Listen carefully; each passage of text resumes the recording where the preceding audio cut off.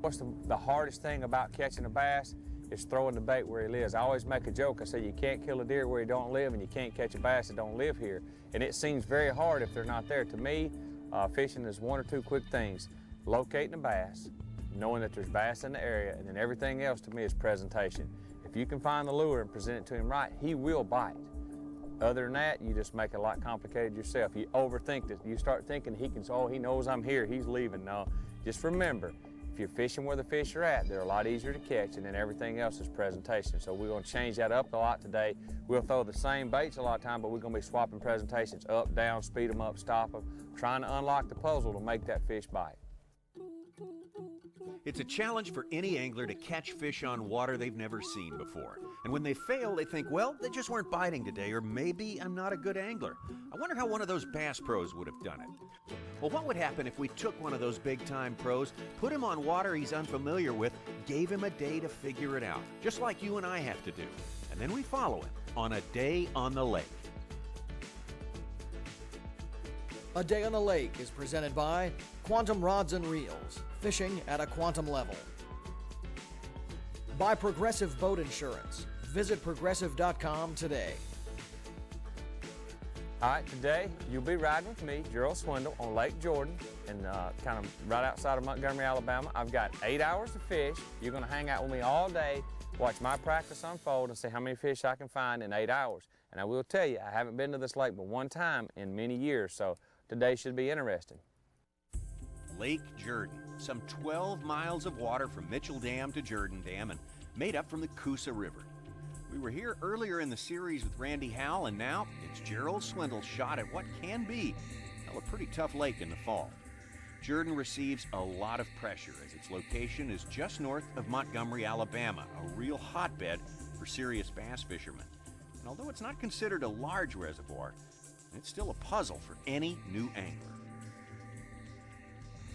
Gerald is going to launch on the west side of the lake about 4 miles from the dam, and it's a beautiful day. Maybe it's too beautiful.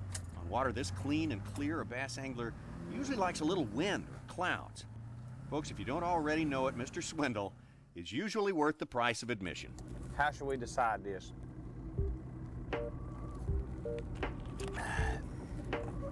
The best way I know to do it. We'll have to call it in the air. Okay. Heads, we go to your place. Tails, we go to mine.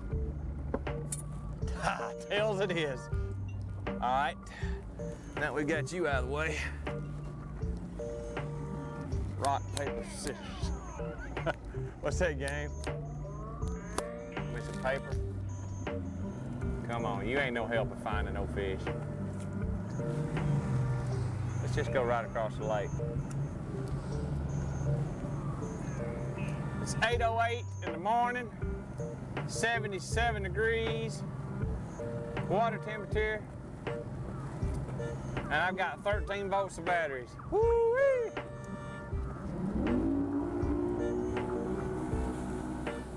Well, climb aboard, going a short distance over to the east bank on the main lake, and knowing Gerald, we're going to see most of Lake Jordan today. It's fall, and most of these elite anglers will start their day on unfamiliar water with a topwater bait because it covers a lot of water. And although they don't always catch the bass, a topwater can get one to at least show himself. The first 15 casts are made with a Lucky Craft gunfish.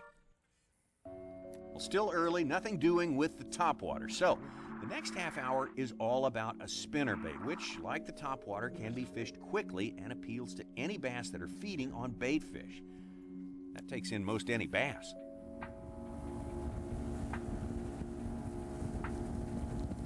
Another half hour slips by, and again, Gerald is on the move. Across the lake again and headed for Blackwell Creek. Still using the plan of throwing a lure that is attractive to a fish that's doing some early morning cruising. A search bait to most anglers is something that they can throw a long distance, reel it in pretty fast, and cover water. The boat will be constantly moving around the shoreline, constantly covering ground, searching the water for an aggressive fish to strike, and then hopefully that tells you something, where that fish was on a boat ramp or a sandy point. Once you get that bite, you try to analyze that situation and go from there. But the search bait just enables you to cover more water rapid. I mean, you can really get around the lake real rapidly and then start slowing down after you get a bite. 2 or 3 great search baits, shallow running crankbaits. You can throw them, reel them straight back in. A spinner bait's a great way, and even a topwater bait. A buzz bait would be a great search bait in the mornings. If I cover around an area and I go around a retaining wall and I get 3 or 4 bites and they don't get that bait, I will turn the boat around and then immediately start changing up. And when I come back flipping a tube, I can come back throwing a shallow drop shot. I may even come back with a shallow running crankbait. I'll start, my whole day will kind of revolve around those first 2 or 3 bites that I didn't catch. And once I know they're there, then I figure out the best way to catch them, then I can crank the boat and go to another area like it and try to duplicate what just happened.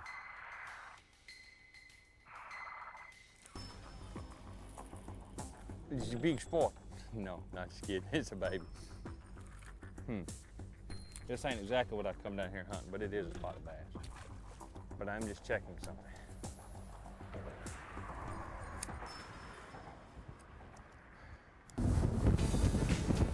Really what I'm hunting when I'm out here fishing is I'm looking for other people fishing that is catching them. And I just kind of cut in there. Really, we talk about buying maps and we do study a lot of that, but a lot of the anglers that fish on the pro level, they're mostly looking with their eyes of banks and the depth of the bank and how it breaks off. You really do a lot of your locating with your eyes. Swindle GPS track is complicated already, and we wonder if he will slow down. Our guess is no, but we'll find out when we come back.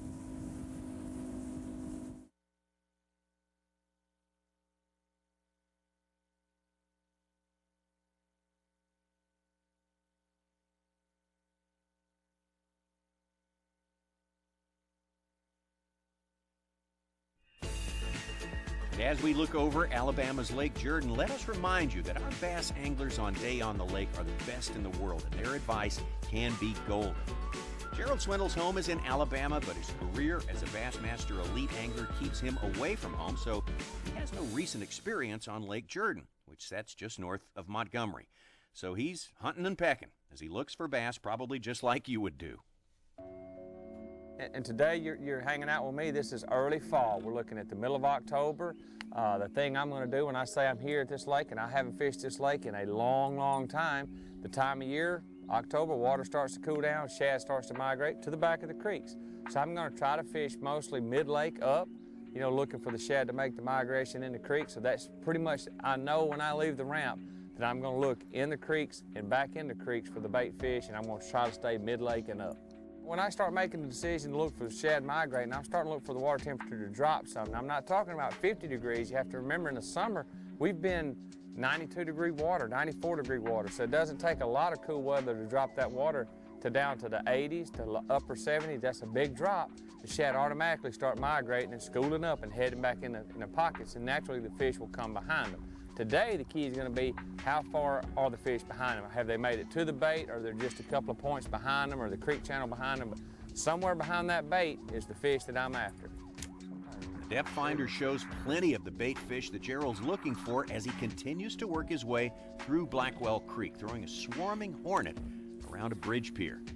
Things have still been tough by 10 o'clock, but take our word for it, Gerald Swindle has accomplished a lot during his Bassmaster career. Gerald Swindle, the Alabama native, the G-Man, has been 11 years fishing with the Bassmasters, and if he's called a junk fisherman, remember, that's not a derogatory term. It means he has many specialties and not just one. Well respected by anglers and especially by the fans who hang on his every word, and no one uses the English language to entertain and enlighten quite like Gerald Swindle. Now, he may not like it, but part of his legacy is he's the best ever who hasn't won a Bassmaster tournament. But that's a legacy he can and probably will change. Well, as we said earlier, Lake Jordan is 12 miles long, and Gerald intends to visit every mile of it, or till a fish catch slows him down and he begins to build a pattern. 10 o'clock has come and gone. He's 150 casts into his day. Looks like there's no generation at the dam, which means no current, and that's not good, but we'll see. You fish anywhere in the fall that long with top moving around, you can get a bite. It's time to swap areas, The first time today, Gerald has tied on a small jig and trailer and begins to fish the concrete walls and piers at Mitchell Dam.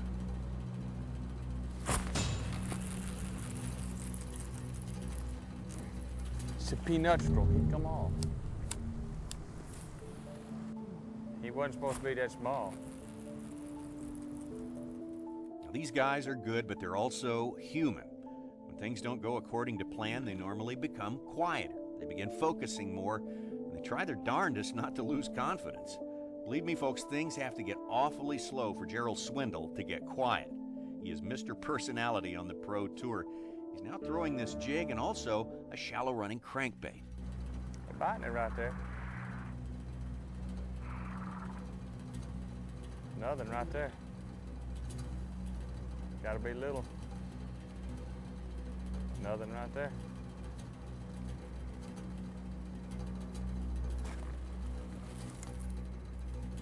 Little spooted bass.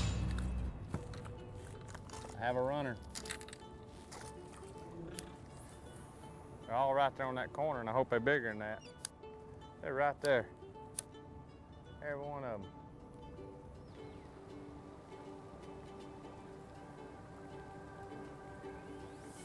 Probably a million of them right there.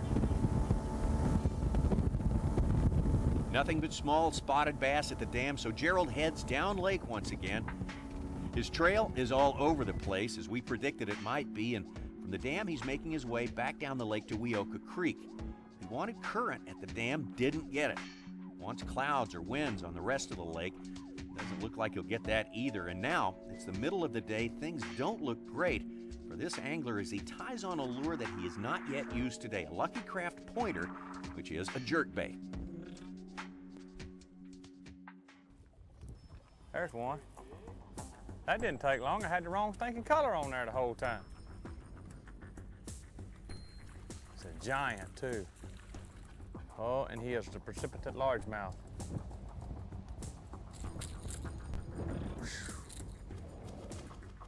One thing we failed to mention is the fact that Jordan offers the bass fishermen both largemouth bass and Kentucky spotted bass. Those fish at the dam were all spotted bass, and well, this is a largemouth. Both species have been extremely small, and you have to wonder if Gerald is getting any closer to figuring this thing out. I think you can figure out a good bit sometime by not catching them. I've had some of my better practice days when I didn't really catch them, but I had, you know, I kind of moved in the right direction by eliminating a lot of great water. I had fished it good enough to know there when I left there not catching them, I wasn't coming back. So sometimes it's much more important to know where not to go back to and where to spend most of your time at in an area. So I think you do learn about a lot from it. You know, it's not near as enjoyable. It's kind of like changing a diaper for the first time. You learn a lot if you don't cover everything up. It's kind of what we're doing here. We're learning a lot. Kind of like changing a diaper. Okay. Well, there's our lure lineup today. We promise that Gerald's day is going to pick up when we return.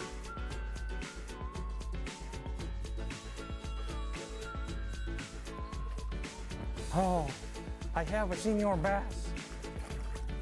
Oh, don't you dare do it after all this. Oh, the classic's on the line.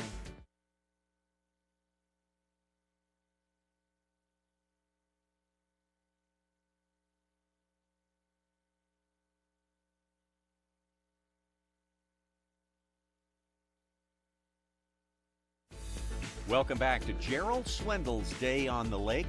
Lake Jordan near Montgomery, Alabama is our location. In our last segment, although small, Gerald finally put a few bass in the boat. It's fall on Lake Jordan. Fortunately, the lake is only 12 miles long because we've been back and forth on it twice in an attempt to find some active fish. I don't think that Gerald isn't feeling the pressure.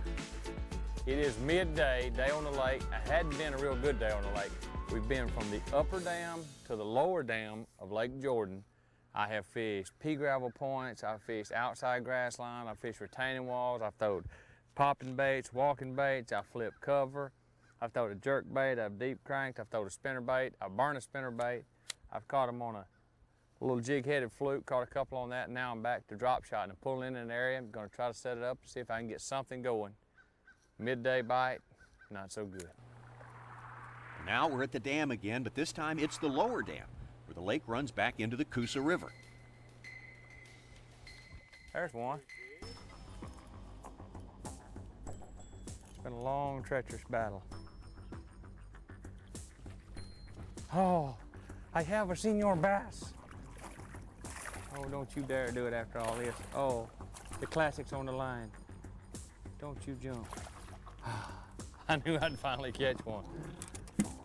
Okay.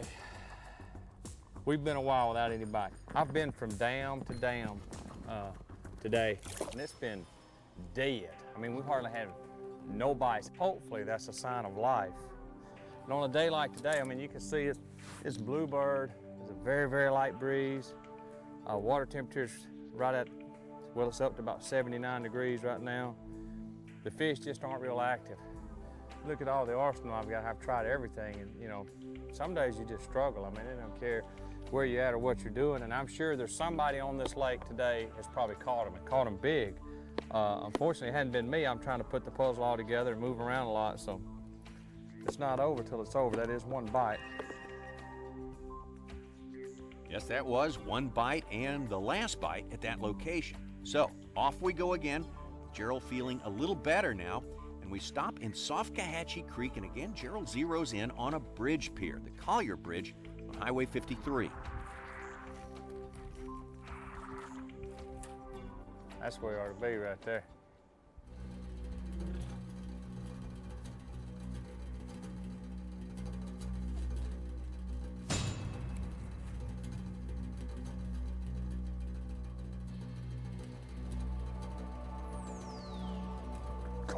Mighty want to bite.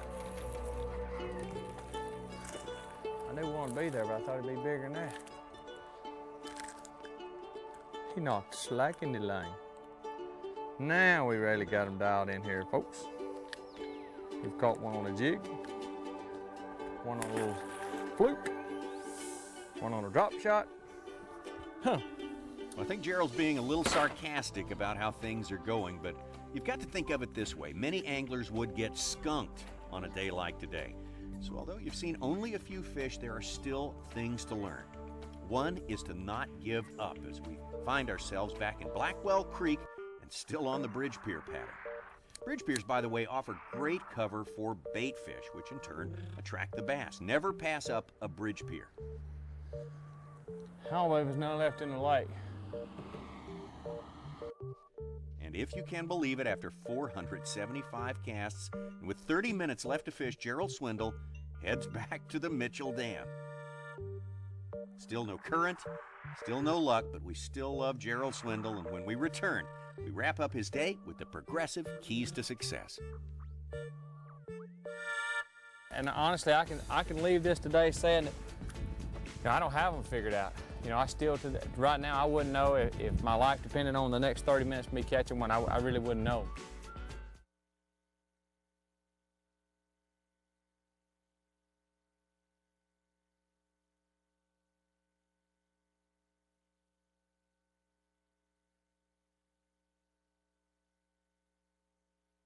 Day on the Lake is presented by Quantum Rods and Reels, fishing at a quantum level. And by AT&T, your world delivered. Keys to Success is presented by Progressive Boat Insurance. Visit progressive.com today. My day on the lake is now over. It's 10 minutes after 4. I spent it on Lake Jordan, and it's been a tough one. We didn't really get a lot of bites. Never really got anything going. I can say, honestly, if tomorrow was a tournament day on the Elite Series, that I would not sleep tonight. Primary baits I threw, I got a few bites on, didn't have nothing, didn't nothing blast them. This is actually a little bait. This looks like a small bait fish. It's a swarming hornet. It's got a little zoom fluke on there, and you just cast it out and reel it, and it just swims through the water. It looks a lot like the fall bait, the movement on top of the water. The other bait that I threw a lot of, this is a Lucky Craft jerk bait. It's a Flash Minnow 97. You can see it resembles a shad. Great fish attracted. Got a few bites on it today, never really got on like I wanted to. The other bait I had a couple bites on is a jig. So just a 3/8 ounce Arky finesse jig. That's a zoomed little rabbit ear chunk on there, nothing real fancy. Small bait this time of year, 17-pound line. I actually had a couple of bites on it, but those are the three things that I threw a lot of. And honestly, I can leave this today saying that I don't have them figured out. I still, right now, I wouldn't know if my life depended on the next 30 minutes of me catching one. I really wouldn't know how to get it done. And that's the part of bass fishing that makes it probably the most intriguing, and it actually drives me crazy. Thanks for hanging out with me today. Day on the Lake with Gerald Swindle. Not so good. See you next time, and it'll be the real thing. This has been a presentation of ESPN, the worldwide leader in sports. To become a better angler, log on to ESPNOutdoors.com.